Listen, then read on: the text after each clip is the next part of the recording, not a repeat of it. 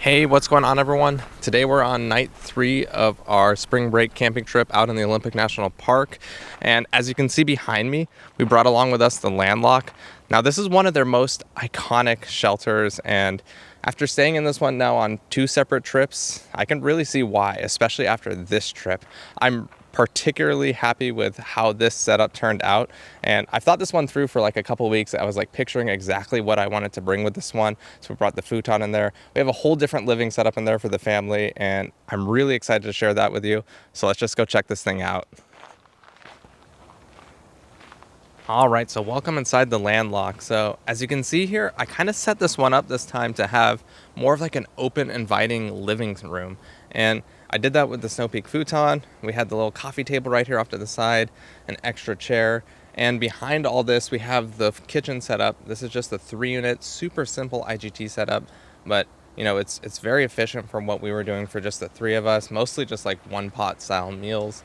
And everything honestly worked really well, and it gave us so much space to just like enjoy and like just hang out inside of the shelter. So the last time I brought the Landlock out, I set it up completely different than this, and honestly, like, this is like night and day. I much prefer this setup over the last one we did, which had pretty much the 4-unit IGT like right in the center here, and then off to the side we had the single action medium table with the folding chairs. And while that was like a really efficient setup for like cooking and dining, this to me, like, it just opens up the entire living space, and it's way more functional. I just absolutely love how everything turned out. I've been thinking of this for like 2 weeks. It's like I got to get the couch inside of the Landlock somehow, and have just like a full seating area. And right now you can see, like, I have the futon here. We have a chair here. You can easily fit, you know, 2 chairs here if you just got rid of that table there. You could fit a bench here if you want it. There's extra room for like gear on the sides, but for the 3 of us right now, as is, like, this just leaves it with just a really nice, open, inviting living space. And yeah, I'm just really happy with how this whole thing turned out, and it's been so enjoyable to come back to after just like spending the day at the beach and just coming back to cook meals inside of here, you know, away from the bugs and away from everything. That's kind of where having a shelter like this really shines, because all these mesh panels pretty much protect you from all the flying critters that come out this time of the year. And that's one of the perks of going with one of these. The only thing I would probably do differently with this setup next time is I would like to add some of those like corner extensions to the IGT here to kind of like have one more little corner for extra counter space right on the edge here. I mean, don't get me wrong, like, even with the 3-unit and the sliding extension long on here that attaches to the IGT, that gives you like adequate counter space for like what I'm cooking inside of here. But I just think like utilizing this space here would be really nice. And having that extra little corner piece here on the IGT still wouldn't interfere with getting inside and outside. So I intentionally like organized the furniture in here so I would have at least 2 exits. So the first main door is going to be right here. That's our primary way of getting inside and out. But I also made sure I left enough room here if you want to come down and unzip and get through from the front as well. So I left us with 2 entrances. Really, we have like 4 entrances because this side behind the couch opens, but I have it pretty much blocked off. So that's just a big nice window behind it. So standing up inside of here is really nice. So you have plenty of height. So I'm 5'8" for reference, and you can see, like, as I extend my full arm, that's when I'm touching the ceiling. So you have a good height in here. I don't actually know what the actual dimensions are of this whole shelter. I actually forgot to write all that down, but just for reference, like, you can get an idea that, you know, it's pretty tall in the pretty much throughout the entire like center portion here, and then it tapers down right once you get to the doors here. So as I walk all the way to the end, that's when my head starts touching. So entering and exit, you have to do the slightest head duck, but again, you're just greeted to a really generously sized living space with plenty of height. One of the best parts about having one of these shelters is when you're coming back at night and it's getting colder out, like in the spring here, you know, you can just close this thing up and have, you know, a nice covered space that is actually surprisingly a lot warmer than outside in like the cold. So you have a lot of control over how you're going to choose to vent this thing, and it has some pretty unique panels in here as well. I'm going to show you that in just a moment. But on the top here, I want to point out that you have 2 different triangle style vents here, and these are like rainproof style ones as well. So they have the design where it kind of like flaps over and the rain would just shed right off of it, which allows airflow to come in. And you have one on the opposite side as well. And in addition to that, you have all these different door panel styles, and these have one of the coolest features. So you can actually just unzip these and just roll it down, and it kind of forms its own little pocket at the bottom here. And say you don't want to like zip the whole thing up, but you just want to quickly hook it for some extra privacy or something like that, you can just grab the whole thing out and hook it into these little hooks up top here without having to zip it, which still allows air to flow through, but gives you that extra sense of privacy or protection from the sun. Let's say it's coming right through the window right there. It's just a really cool feature that they added, instead of just throwing, just zippers on there. And the door for just entering and exiting the tent is absolutely massive on the side here. And the front, needless to say, is even bigger. Now, I don't really use the front one too much, to be honest. This is pretty much my primary door for entering and exiting, and I think it works just fine, and it's really nice to roll back, and it creates just a nice, open, inviting space to the tent here, especially with the way I've set it up. But depending on how you're setting it up, it gives you options, because you could definitely utilize this entire sidewall here for extra gear. Say you wanted a even bigger IGT setup, you could definitely do that with this one and just use like the front door, for instance, or the other side. So I also want to mention that there's a lot of different like places to hang your lighting within this tent, just little hooks and stuff like that. If you're not using it to roll back your panel, you can easily just put lights on it. We've also just used one of our pile drivers inside of here as a little accessory stand and light stand. And over here I'm using, this is really cool actually, I got this from Kurogi, Nate's store, and it's a little magnet and it holds the light perfectly where I want it. So this thing pretty much allows you to put a light and hang it, or anything really, wherever you want. But yeah, other than that, I'm just using pretty much anywhere I can hang my mini Hazukis, which is like these little elastic cords holding up the tent.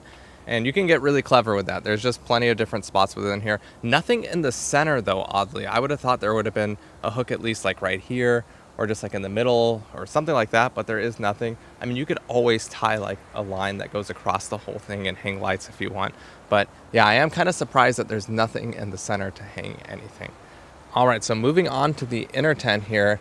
As you can see, it's not like a traditional tent setup with poles and stuff like that. This is basically just an inner tent that attaches with these elastic loops and hooks. And something else to point out is it only works on one side of the shelter. So unlike the land nest where you can kind of set it up either way, this one, your inner tent is only going to face the direction that you place the shelter. And I want to say that it pretty much takes up half of the shelter, at least like where the hooks are. Maybe you have an extra foot or so of extra living space out here as opposed to the inner tent, but it pretty much consumes like half of it, I would say.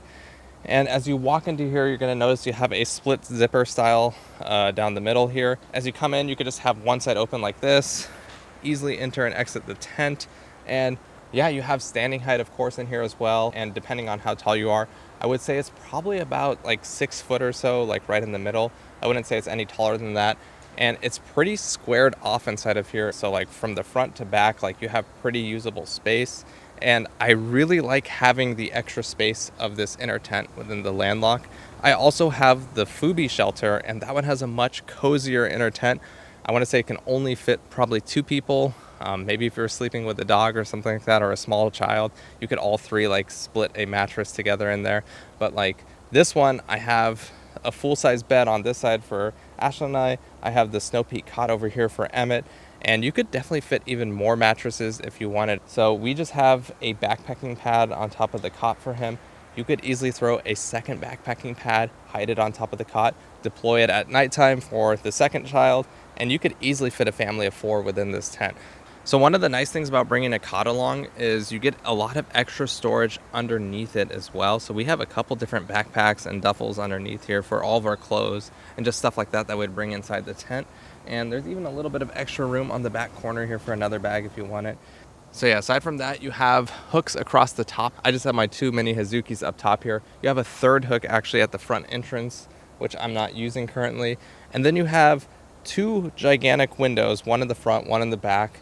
And then these actually aren't mesh panels. So these actually open up so you can close the panel behind you. So say you left that open for a little bit of venting, or if you just want extra airflow in the tent, you can open those up and roll them back. But again, there's no mesh, which I find kind of odd, like even though you're inside of a shelter like this. So I'm kind of surprised that this didn't have like a little bit of mesh like a normal window. But again, you don't really need it. I mean, with these 2 windows here, you're getting pretty adequate airflow going through the entire tent anyway. So, you know, I wouldn't call that like a deal breaker, but I just find it kind of an odd window to have on the side. But needless to say, it is kind of necessary for this shelter because you might need to reach those back windows. And while I can reach back there to like get that panel from the outside, it's definitely not easy. It's a lot easier from inside the tent to just unzip that, grab that panel up and zip it up. All right, so moving on to the exterior now of the Landlock, you can see you're gonna need a pretty generously sized camp spot for this whole shelter system to be put out. And when you're actually laying this thing out to set it up, you have to lay out the entire thing pretty much flat. So it's pretty big. And I'll say you're gonna wanna make sure you have a nice like flat spot as well. You're not gonna want something that, you know, half of the site works and the other half is all like on a hill, because that's either gonna be your living space or that's gonna be your inside space. So entire space, you're gonna want it as flat as possible.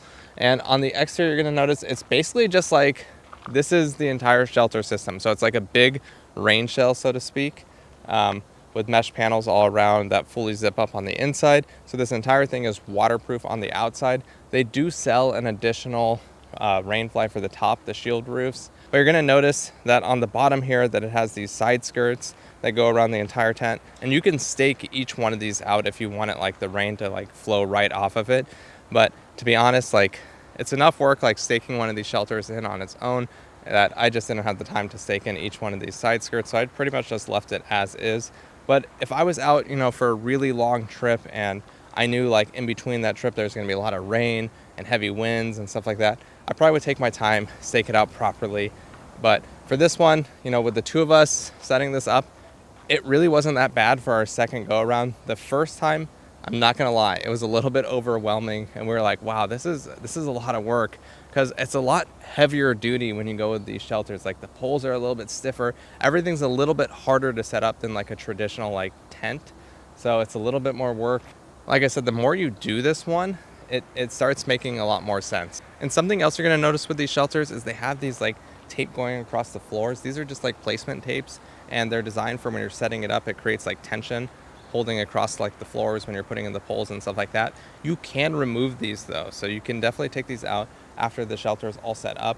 Since we're like on perfectly flat, really nice gravel right here, I'm not too worried about it. It's not like a tripping hazard or anything like that. But if I was on grass and I knew it was gonna be like lifted off the ground and it might be a tripping hazard, I would just take it off. And it just uses buckles. So it's really easy to unbuckle and just put back in these little cleverly designed stuff sacks on the side here. That's actually what they're for.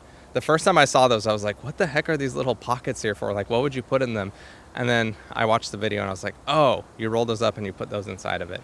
So yeah, it makes sense. But yeah, from the outside, I mean, this is a really nice looking shelter, and it's a really durable shelter as well. Like these Landlocks, these have been around a long time, like I mentioned, and they're really sturdy. Like people have taken these out in really windy conditions and they're able to hold up. So this thing can definitely withstand a storm. I'm not at all worried about it. I mean, the structure of it, it just feels very solid. And a lot of that has to do again with the stakes that you're using, because if you're not using the right stakes, no matter how strong like the pole structure is and the architecture of it, you're gonna have to, you know, make sure that it's grounded. Otherwise the whole thing can just lift up.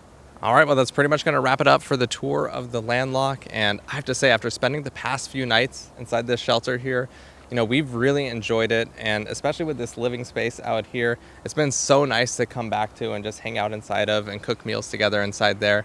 So yeah, I'd say for like a longer trip like this, definitely worth bringing a big shelter like this along with us.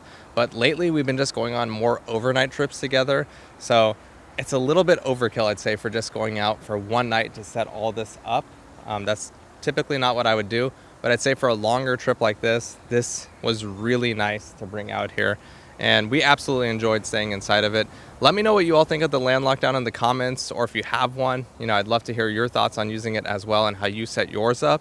I'm also really excited about the new Land Nest shelter that's going to be coming out pretty soon here. It's a much more compact shelter style system, but same idea with having an inner tent inside and living space as well in the front. But yeah, I'm really excited to try one of those out, and should be coming out pretty soon here from what I hear. So we'll see if I can get my hands on one of those. As always, thank you all for watching, and we'll catch you in the next video. Take care.